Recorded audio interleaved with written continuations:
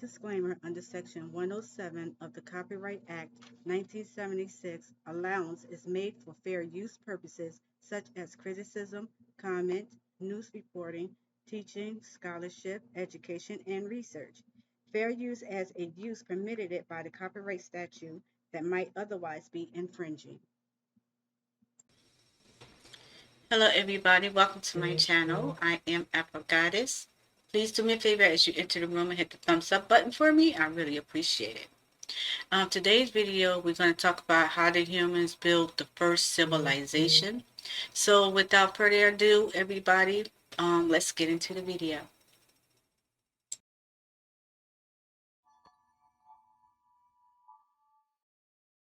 Humankind has created a world worth exploring and a past worth learning about. Art, war, government, religion, architecture, and so much more. Without these things, the world as we know it today would be vastly and starkly different. We know that these things matter and that they have existed for centuries upon centuries. But how much do we know about how it all came to be? Not how humans started to walk the earth, or when they became anatomically the same as us today, but how did they evolve with the world around them? What do we know about the birth of civilization? This video is brought to you by Humankind, a historical strategy game where you will rewrite the entire narrative of history. It is incredible to think how these people made the transition from nomadic societies to established communities and discovered agriculture by laying the foundations of what we today, their descendants, call civilization.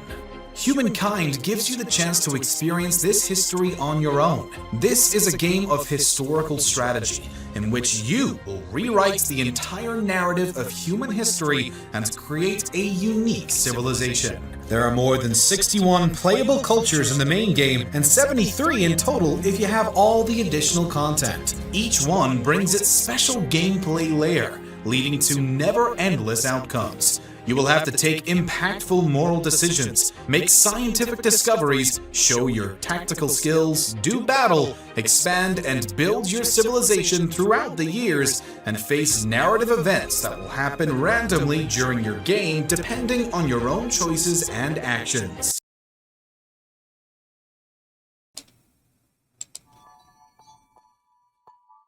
I don't know, I must say this sounds like a fun game to play. I think I will be the one who wants to be the one who really want to play this game. You know what I'm saying? It just sounds fun and interesting, you know? I'm sorry, yeah. All right, back to the video.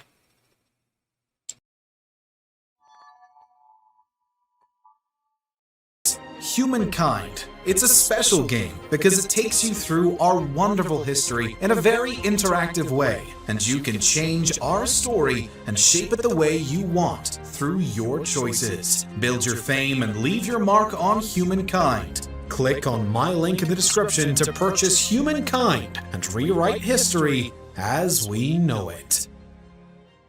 Before there was modern civilization as we know it, there was the Neolithic era. This was the period near the end of the Stone Age, after both the Paleolithic and Mesolithic eras, and it was the time when agriculture and the domestication of wild animals began to spark the interest of contemporary humankind. As humans began to shift from their lives as hunter-gatherers and looked to simplify the process of providing for their basic needs, this period transformed into what we know today as the Neolithic or Agricultural Revolution. While it is not known exactly where men first decided to start planting seeds or taming beasts, it is believed that the Neolithic Revolution likely began around 10,000 BC in a region of the Middle East known as the Fertile Crescent. During this time, the entire way of life of humankind evolved. For one, prior to the adoption of agriculture and farming, there was no such thing as cities or civilizations as we know them today. Instead, people would generally live in small groups, possibly extended family, in temporary settlements as they moved around to hunt and gather necessary food and resources throughout the year. Across the globe, people began to plant and grow native crops so they could not only have an abundance of what they needed, but they also no longer needed to search for them. They likewise realized that if they could domesticate and even breed certain animals around them, this could provide them with further food and other benefits. This was huge for multiple reasons. For one, there was suddenly an option of having a surplus of necessities and the ability to maintain such a surplus, which for the first time opened up the possibility of having larger settlements and even the creation of cities in full-blown civilization. Additionally, the increased ease of providing for the settlement meant that not everyone had to be involved in the collection or production of food, and instead, some members of society were able to focus on other jobs, such as being craftsmen. Suddenly, humankind could go from having only a few dozen people in a single 200 square kilometer area, spending days on end just searching for the food they needed to survive, to growing populations, sharing single cities, and boasting a surplus of necessities while providing opportunities for more production of useful commodities.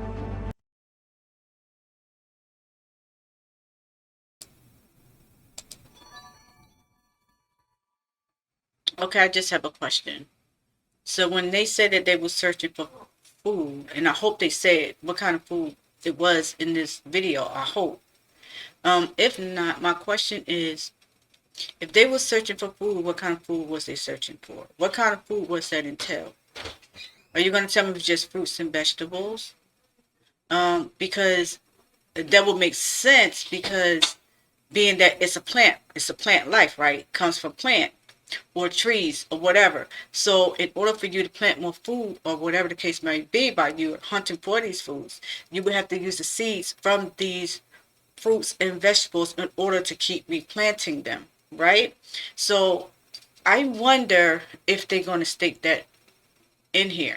Now, when it comes to animals, what kind of animals were they hunting? I need to know what kind, because they're talking about, BC and all of this, So I want to know, what kind of animals were they hunting in order to create this civilization? So I hope they say the kind of animals that they was breeding as well. So let's see.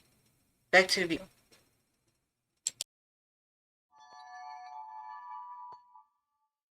But this wasn't all. Archaeologists have also noticed that humans during this period seemed to really improve their production skills when it came to hunting tools and even art. Stone tools became smoother, more perfected, and farming tools also began showing up alongside them. Art, furthermore, evolved, with pottery becoming even more prominent and utilized, accompanied by bigger and bolder sculptures and architecture, now that the people who created them no longer had to move their sculptures around or abandon their architecture to follow their needs throughout the year. And soon, all of this adaptation and ingenuity led to what we know now as the Bronze Age. The Bronze Age marks the period when humans transitioned from exclusively using stone tools for all things to now utilizing metal, specifically bronze. While at first it seems that some of the early civilizations in the Fertile Crescent had chosen copper, it wouldn't take too long before people learned that by mixing tin with copper, they could create an even stronger and more durable metal, which would be bronze. This discovery not only led to the production of bronze tools and eventually weapons, but it also contributed to the increased interaction between the civilizations that now existed. First, it's important to understand that there are a few specific traits that generally make a civilization a civilization. The existence of differing cities, a clear governing body, oftentimes a shared religion, a distinct social structure, written language, and art. are all factors in determining if something is or was truly a civilization or not. It is thus generally believed that the first true civilization to exist was birthed in Mesopotamia, or what is now the region around Iraq, Syria, and even Turkey. This civilization can be traced back as far as 3300 BC, and would soon become associated with the early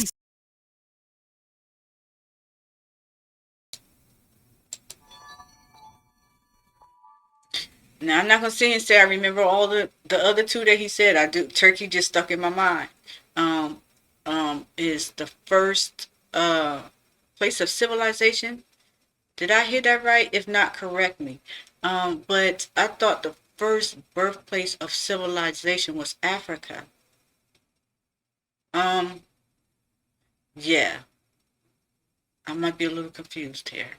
But somebody please correct me on that. Anyway, back to the video.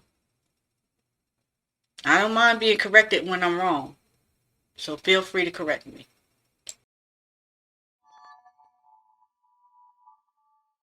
civilizations of the Sumerians, Akkadians, Babylonians, and Assyrians. The Indus Valley civilization can also be traced back to a similar time frame, though it is still believed that it came after the start of the first Mesopotamian civilization. The Indus Valley, now encompassing parts of Afghanistan, Pakistan, and India, boasted one of the largest early civilizations. But it wasn't the only one to come about shortly after the Mesopotamians. Egypt may be one of the most well-known of the first civilizations, possibly due to its rich and stunning culture and arts, and its creation is usually placed on the timeline at around 3150 BC. Ancient Egypt also stands as a widely understood example of how some early governments and societies functioned, and though not the very first, it is surely one of the most significant. Still, other now famous early civilizations were all important examples of how, when, why, and where humankind evolved. Furthermore, as mentioned earlier, the birth of these civilizations also led to the populations of each coming into contact with others, and, maybe more importantly, the development of early trade networks. Trade truly has helped to shape the world as we know it today, and it started all the way back with these early ancient civilizations. Now that it seemed that everyone had a surplus in goods and tradesmen who could specialize in the production of certain commodities, it only made sense to start sharing these goods. It also wasn't a new idea to trade goods between people, such as meat for grain or one tool for another. But this initially would simply begin within each individual community. Then, some of the cities within these civilizations eventually realized that other cities within the same could produce certain foods or different goods that maybe the climate didn't allow for in others. As a result, trade began to expand from only within one city to another. This was often immensely time-consuming, and sometimes even dangerous due to the long and difficult journeys required. But it was quite lucrative nonetheless. It didn't take long for these early traders to subsequently look for goods farther and farther away, eventually beginning to trade not just between cities, but now between civilizations. Products such as spices and metals were common in this new network, which is believed to have been first created from trade between merchants of the Mesopotamian civilization and the Indus Valley civilization. This was only the first step in the boom of global trade that would later come and never fade. What truly led to the development of agriculture and in turn civilizations as a whole is actually still debated. And some historians argue that the term revolution isn't even fitting. The guess is that it could have come from an array of factors, such as a changing climate, advances in intelligence, population pressure, or a plethora of similar reasons. Whatever the cause, the Neolithic Revolution's impact on life as we know it today cannot be understated.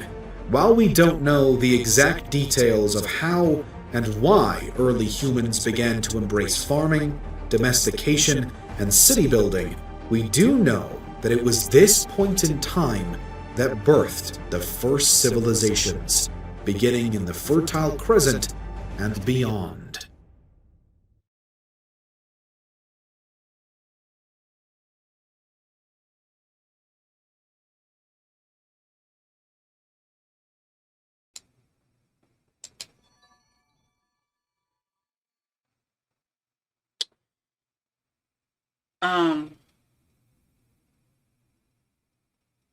I don't know. Say the truth. I don't know what to say about this. This sounds like some bullshit, but just like everything else, I'm just gonna, you just said there's a lot of stuff that you don't know, you can't prove or whatever, but you do know for a fact that that's what started, civilization. How do you know that? Because for what I was taught, this is not how civilization started. But okay, I'm gonna listen to your story. Right. Another question. Was they trading food for food? Back in Roman times or whatever the case may be, before the civilization, all this shit, whatever, right? Was they trading monies at any time? Or was it just food for food? That kind of trading. Because they never said anything about, money or dollar amount or any of that. So I wonder, did this exist in the beginning of civilization? Because if you can build or create weapons and materials to build civilization or whatever the case may be, then I'm quite sure monies at some point was created as well. Coins, not in green dollars, but in coins. So I don't know, but to tell y'all the truth, this sounds like some bull crap to me. I'm trying to follow and go along with it, and it's just, to me, everything is just not connecting. I was looking for more out of this story to get me to really think, okay, yeah, that sounds about right or close enough to it. But to me, this sounds like a half-assed story. It sounds like some cartoon type of shit going on, and no, I'm not going.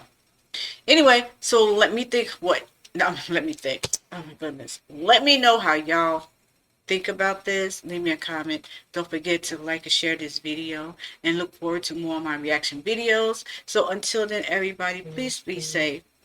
Peace. Afro Goddess is out.